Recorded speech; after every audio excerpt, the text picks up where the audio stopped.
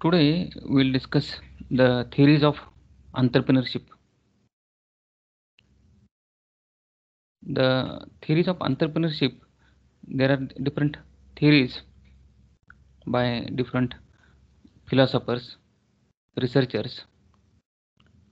In all those theories of entrepreneurship, we will discuss the innovation theory by Schumpeter and its relevance.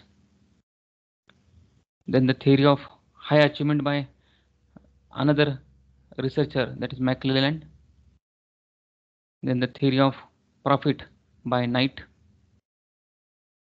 X efficiency theory by Liebenstein, and the theory of social change by Evert Hagen.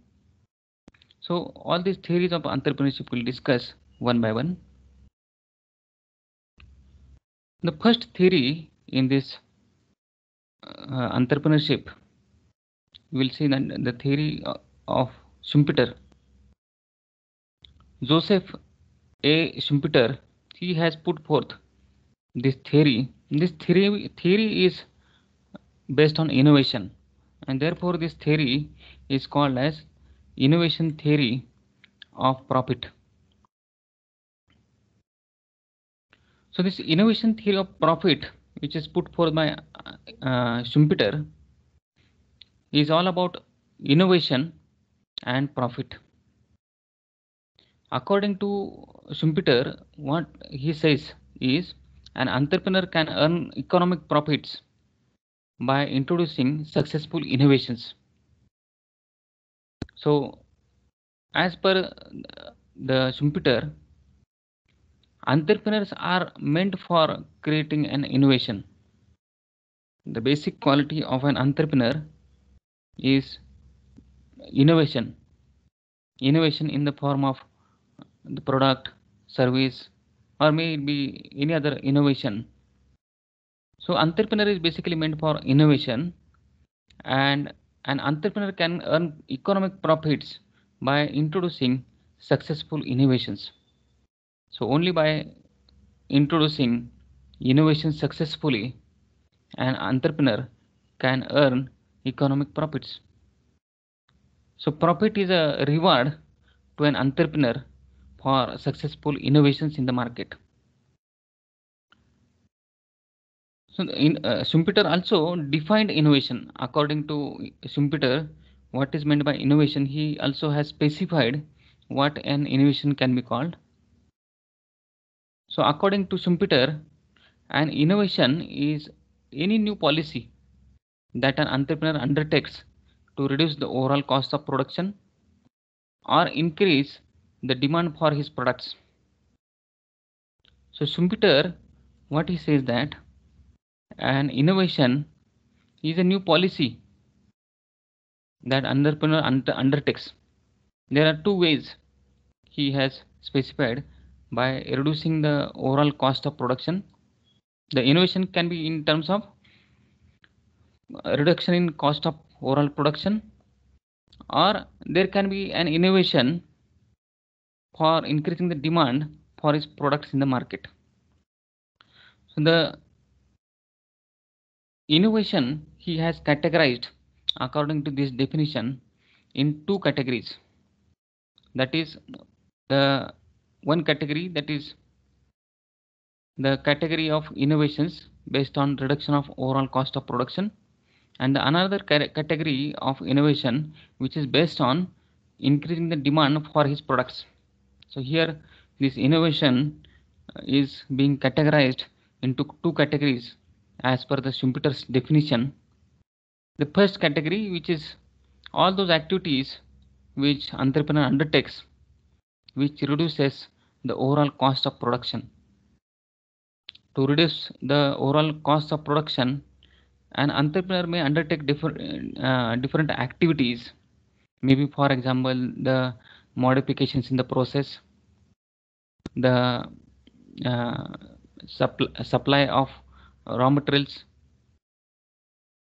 or the different modifications in the procedures, methods of production of that particular product. So that All those methods, procedures to reduce the overall cost of production can come under this category. Second category of innovation, which Schumpeter says, is through all the activities which increases the demand for a product. So this is the particular innovation in terms of innovation in product, maybe the different changes in the product, inclusion of few features, new characteristics, new qualities of the product. So innovating the product or service, that comes under this category. That is all such activities which increase the demand for a product. So always there will be a demand for an innovative product. If an entrepreneur innovates a product, if he makes any modification in the product, he may include some features, he may improve the quality of the product, or may he have different uses of the particular product. So all these, by innovating the product or service, he can increase the demand for a product. So these are the two categories. First category of all those activities for innovation which reduces the overall cost of production, and another second category of innovation which includes all those activities which increase the demand for a product in the market. Is this understood to you? Yes, sir.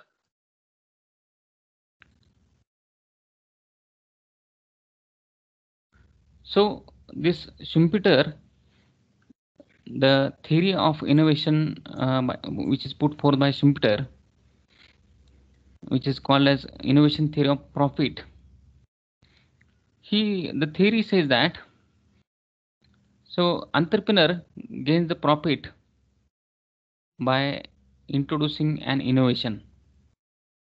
This innovation may be in the form of different methods or different procedures of conducting the business or production of the goods, and maybe by different methods of creating the demand by introducing the products, innovative products and services. So the entrepreneur gets a profit only if he introduces a innovative product. The profit is the reward of his innovation. And once he introduces any product in the market, innovative product in the market, immediately there will be few competitors in the market who may observe the economic profits which the entrepreneur is getting by introducing particular innovation. So the competitors will also start imitating, they will also start copying the product or the method or the different designs or characteristics of the product which the entrepreneur has innovated. They will also start imitating the innovation which is being introduced by an entrepreneur. And once this competition starts, you will observe that the price will start falling. So further, this innovation theory of profit says that if an entrepreneur wants to have larger profits for a longer duration, he needs to make or file a patent for that particular product or service, or that particular procedure, or particular methods or technologies which he has introduced for particular product or service, and then only he can earn economic profits for that particular innovation for a longer period of time. After that period, after a long period of time, what happens is the competition increases. Many people, they start copying the product, similar products get into the market, and all this increased competition have the effect on the cost. As the time passes, you will also see the cost of other factors of production, the raw material and other costs will increase, and thereby it will have an impact on the overall cost of the product. and the revenue also will get affected because of competition. As the competition increases, the revenue will start falling. So as an entrepreneur introduces any innovation in a market, he may enjoy the economic profits for a certain period of time. However, as the time passes, the competitors will start imitating the product. They will also bring in the such similar type of products in the market, and because of this increased competition, it will affect the cost and revenue of the entrepreneur after a certain period of time, and these profits will disappear. The economic profits will start disappearing after a certain period of time as the competition becomes more tough.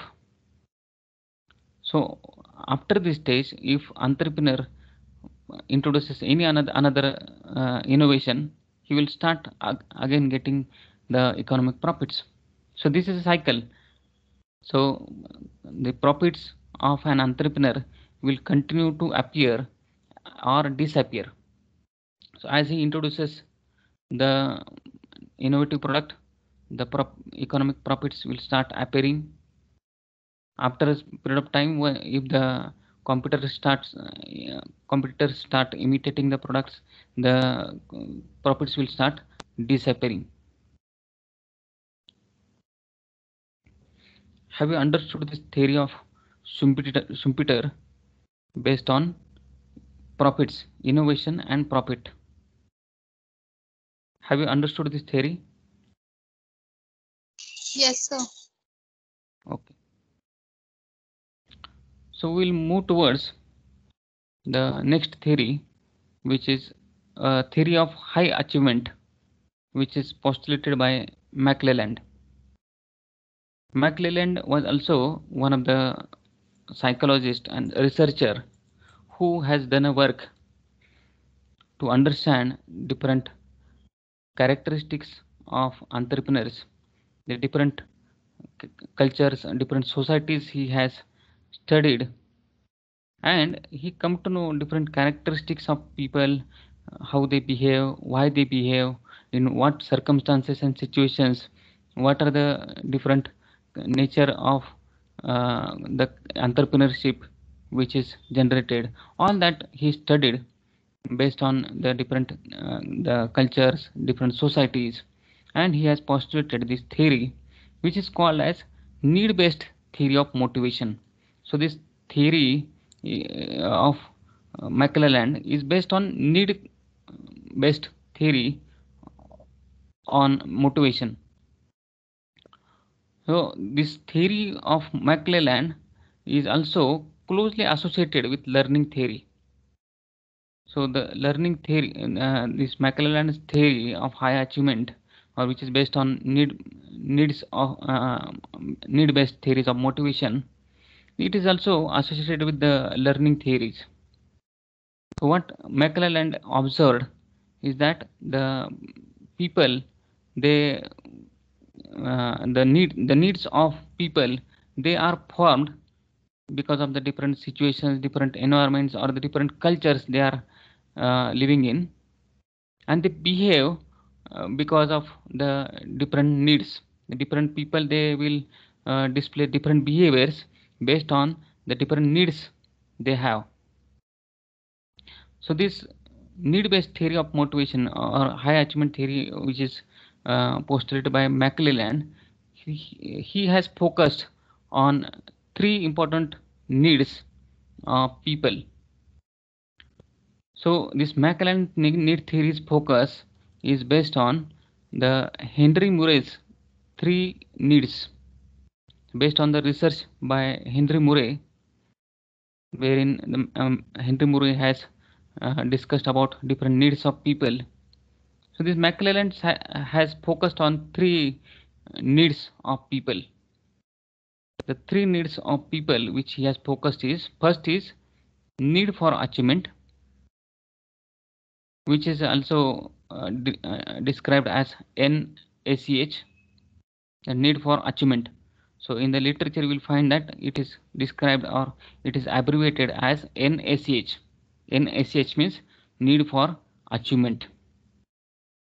The second need which he has focused is need for power, and this is described as NPOW.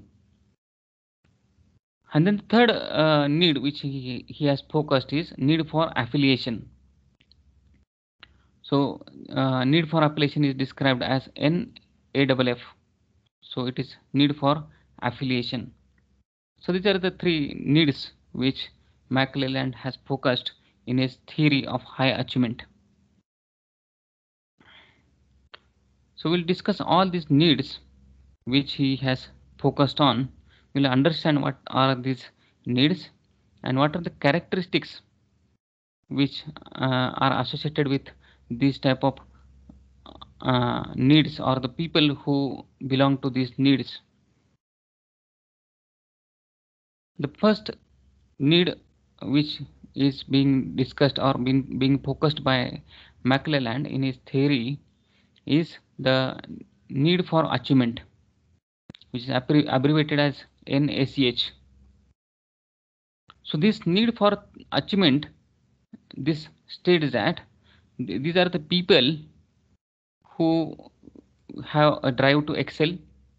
They have inner drive to excel in their performance, to excel in their activities, to achieve in relation to a set standard, to achieve something with a particular set standard, the standards which they might have set in their minds. So to achieve the particular standards, to excel in their life, to strive to succeed. So all these people are with high need for achievement and perform better. So what this need for achievement says that these are the people who have extraordinary willpower or extraordinary will to achieve something in their life, to do something better, to do something extra, or to do something different than others. So these are the characters. This need for achievement is about this excellence and willpower to achieve something. The people who have this type of achievement will see that the different characteristics, the behavior which can display the need for achievement. This McClelland has identified 6 characteristics which belong to these people who have need for achievement. The first characteristic which the need for achievement type of people possess is the strong desire to assume personal responsibilities for performing a task or finding a solution to a problem. So these people are problem solvers.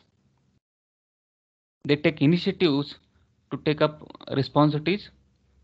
They perform the task and find a solution to the problems which they are facing. Second characteristic is they set moderately difficult goals and take calculated risk.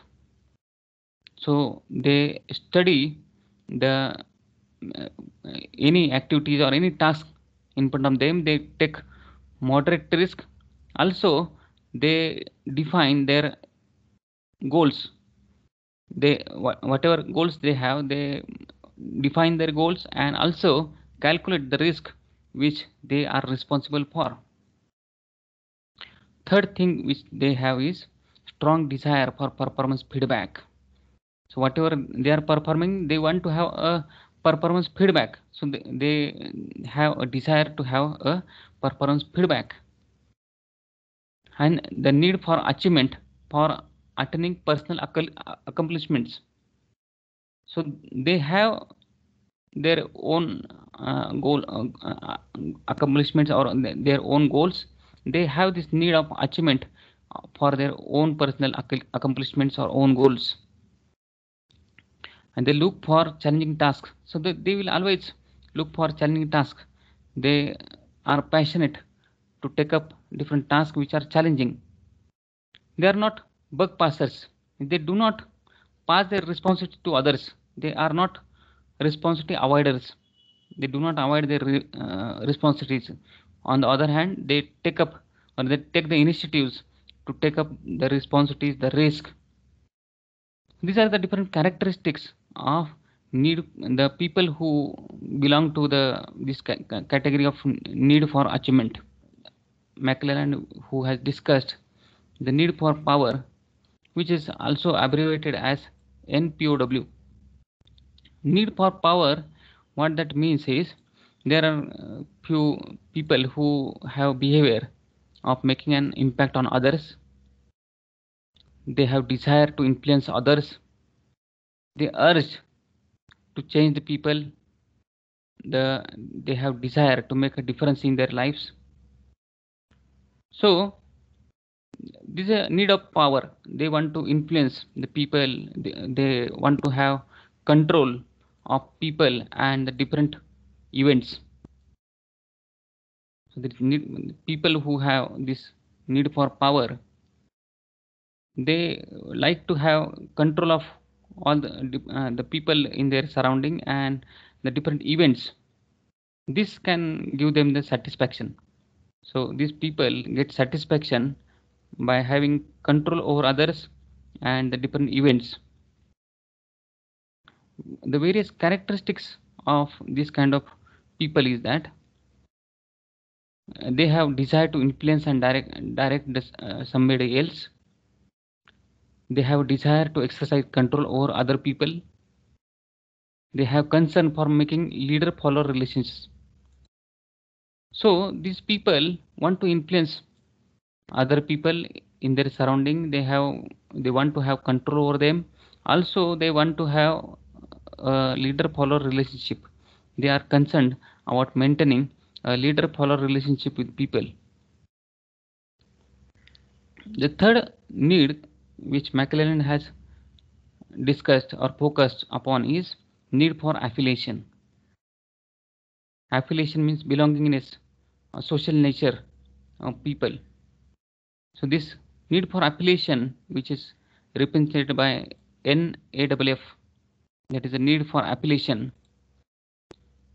These people who have desire to establish and maintain friendly and warm relations with other people. So these people belonging to this category who have need for affiliation, they always have a desire to have friendly relationships with other people. So they want to belong to a certain group. They want to have they have this need of belongingness. They are friendly people. They want to make friendly relationship with others.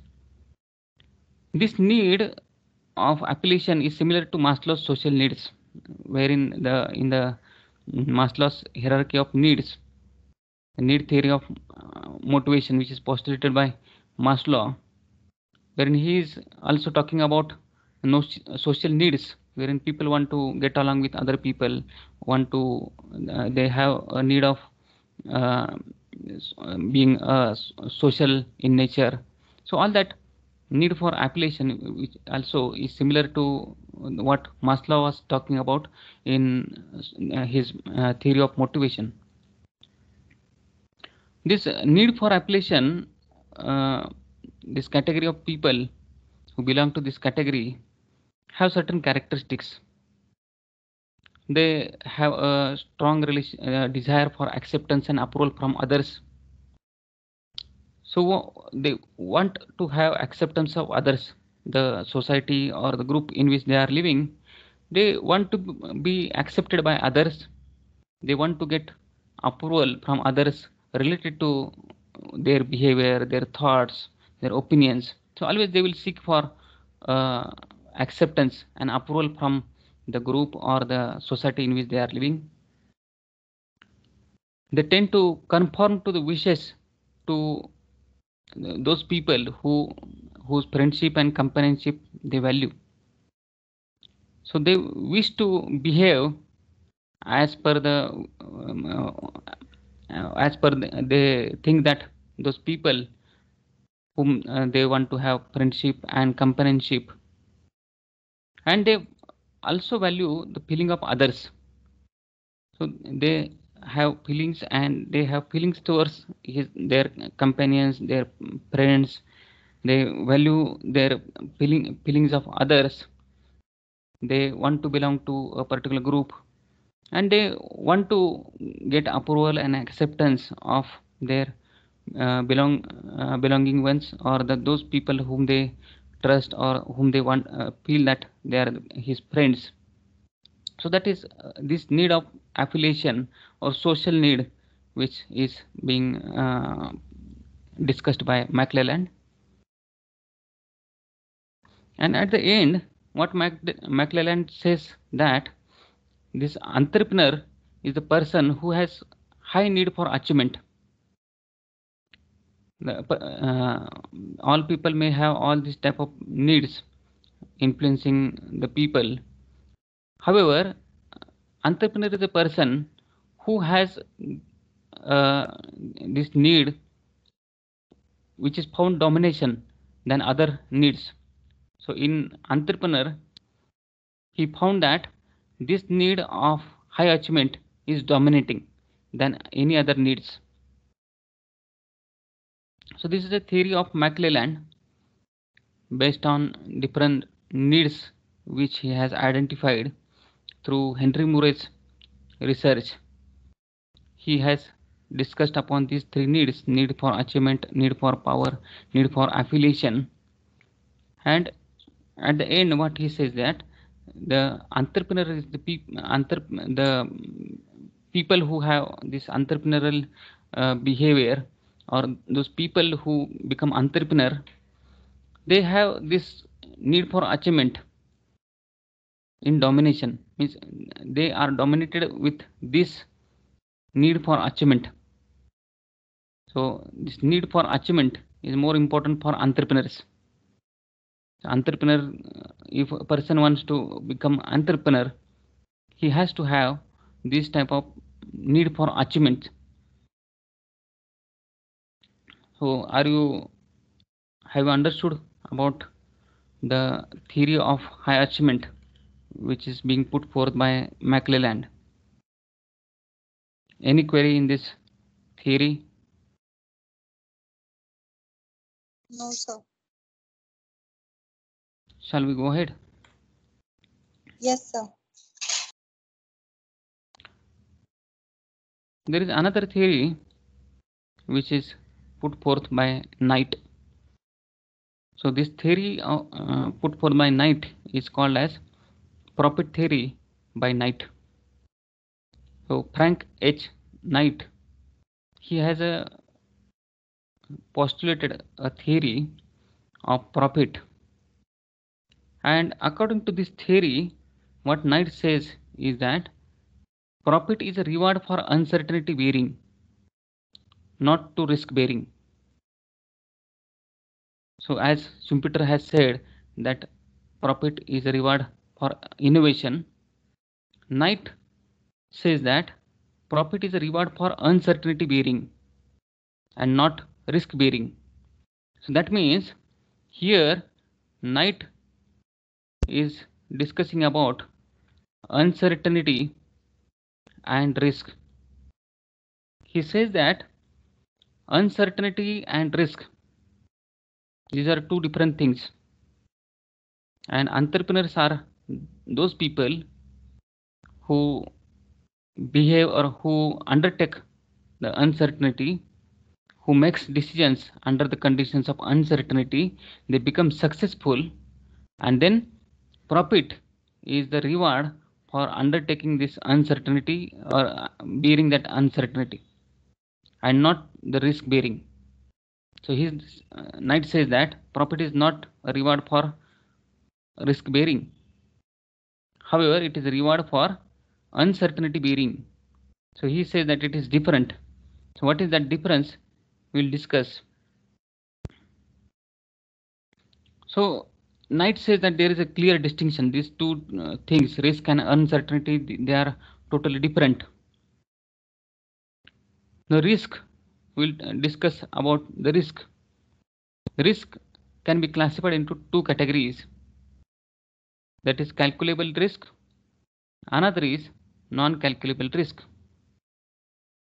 So two categories he is discussing about risk. One is calculable, another is non-calculable. Calculable means which can be calculated, and non-calculable risk means that cannot be calculable. First risk which he has discussed is about calculable risk. Calculable risk means that risk which can be calculable or which can be calculated. The probability of occurrence of such kind of risk can be anticipated through a statistical data. We'll be able to calculate the probability of occurrence of such type of risk, which is called as calculable risk.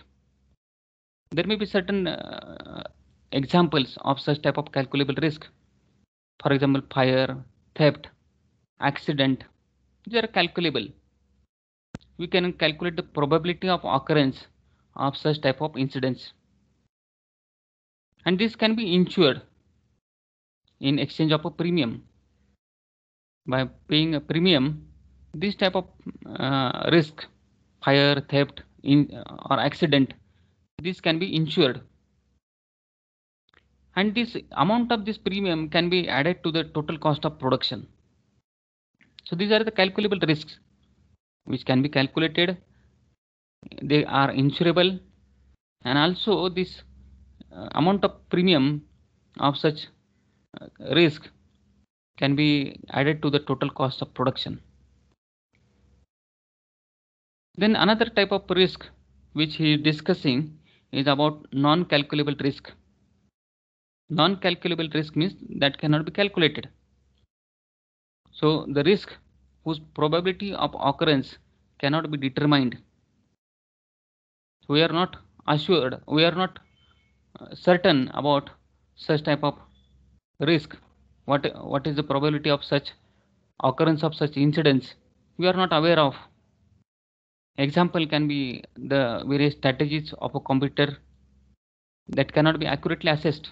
Such events are not insurable. So this type of risk wherein competitor strategies what he adopt, we are not assured about. We cannot calculate the probability of such incidents. This can be called as an incalculable risk, and this can also be called as an uncertainty. What Knight says is that this all non-calculable risk which we are not able to calculate, these are called as uncertainties. And at the end, what Knight has suggested, or what Knight says, is that the decision making, what entrepreneur has to take decisions under the different situations, under the different conditions, is a crucial function which entrepreneur has to perform.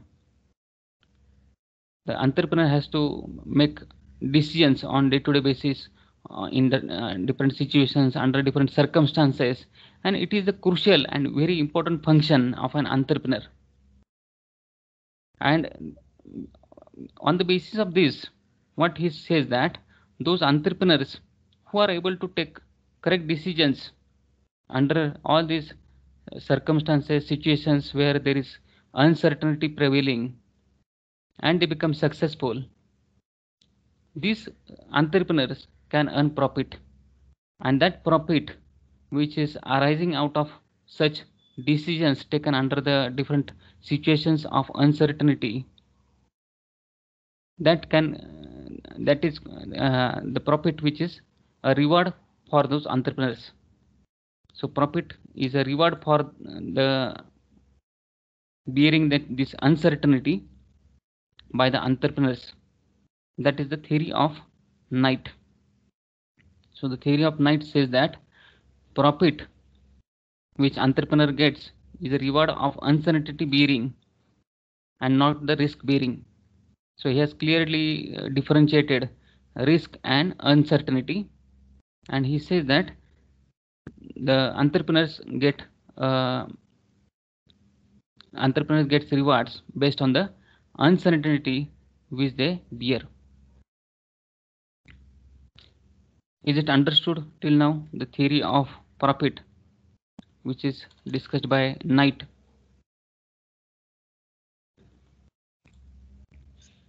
Yes, sir. Yes, sir.